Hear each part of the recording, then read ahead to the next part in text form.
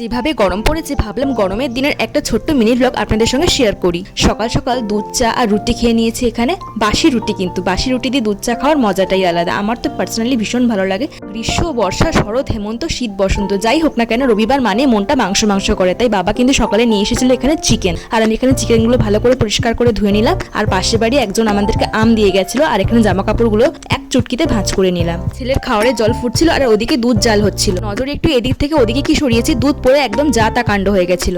মা ওইদিকে প্রেসার কুকারে সবজির খিচুড়িটা বসিয়ে রান্নার প্রিপারেশন করছিল। আমি এদিকে স্নান টান করে চলে এসেছি। মা অলরেডি খাবার বেড়ে ফেলেছে আমার ছেলের জন্য। ছেলেকে স্নান করিয়ে এখন চুলটুল আঁচড়ে একদম তৈরি করে দিচ্ছি। খাবার একদম তৈরি, আর আমার ভাইয়ের বন্ধুর কোলে ও ছিল। কিছুক্ষণ কোলে থাকার পর আমি ওকে এখানে খাবারটা খাইয়ে দিচ্ছিলাম। ওর কিন্তু একদম ভালো লাগছিল না, অনেক কান্নাকাটি করেছিল, অনেকটা জ্বালিয়েছিল আমাকে, অনেকটা সময়ও নিয়েছিল। তারপরে আমি এখানে গরম গরম চিকেন কষা দিয়ে ভাত খেতে বসে গেছিলাম। আর সন্ধ্যেবেলা আমার মায়ের বান্ধবী, অর্থাৎ সম্পর্কে উনি আমার মাসি হবে, এসেছিলেন আমার ছোট্ট ছেলেটার সঙ্গে দেখা করতে।